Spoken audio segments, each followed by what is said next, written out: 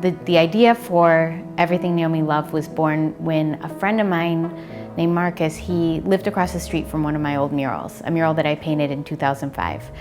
This mural was painted with a group of teenage girls, and we were kind of exploring the idea of what it meant to be a feminist. So they painted this mural over the course of a summer. We painted it together on the side of a supermarket that was run by a family, a group of Palestinian brothers. Through the course of the mural painting, we got to know the community really well, and it was a really special project. It was also involved with the Brooklyn Museum, and it stayed up for many years. And then one day, my friend Marcus sent me a text message, and he said, "They're knocking down the building where your mural is." I started thinking a lot about these communities that are changing so much. Our communities where families have lived for many generations, and they have these stories. It's where their children were born, where their grandchildren were born. All of a sudden, things become too expensive and they can't live there anymore. So I had been watching this happen in Brooklyn, and then when the mural was knocked down, I started thinking about the way that a community records its history.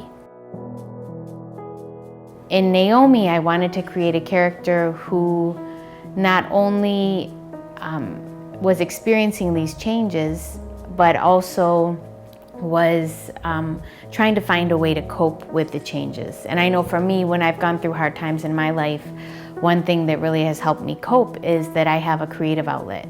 So I can draw and I can paint, and through the drawing and the painting, I also like to dance. Feelings can be expressed, and I can become more resilient to the hard things that are happening. And I wanted to have Naomi also have some kind of creative outlet that would help her weather the storm of all of these changes.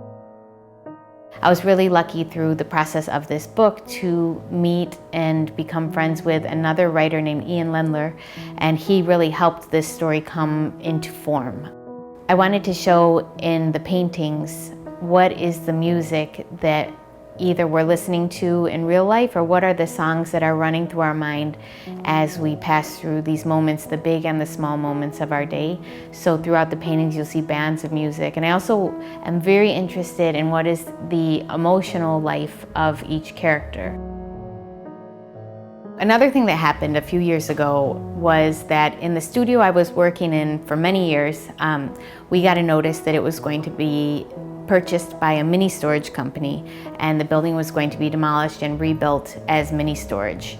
I think that made me think a lot about gentrification, and it made me think a lot about these changes, because I was thinking about, what do we value? I think a lot of the time when people are moving into a new community, they're just thinking, I need to live in a neighborhood where I can afford the rent, where I can afford the apartment, and they're not necessarily thinking so much about the people who were there before. These are paintings on canvas using acrylic paint. And I love using my tiny little brushes to get at these tiny little details, especially when I spend so much time outside working on gigantic murals with rollers and gigantic brushes.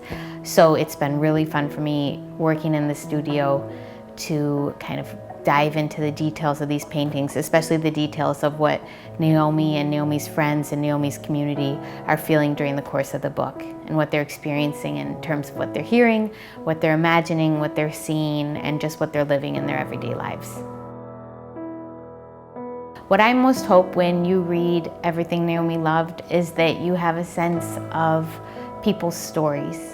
And in my life, I've used murals and I've used picture books as a way to make a platform for people to tell their stories. In Everything Naomi Loved, Naomi is using a mural as a way to record the story of her community. And what I hope is that as you go through your day-to-day life and you see neighborhoods that are changing, that you think of Naomi and you think of Mr. Ray and you think of all the stories that came to that neighborhood before the new buildings came, and all the people who lived there before, and just take a moment to honor them, or take a moment to think about what it means to you to be a good neighbor.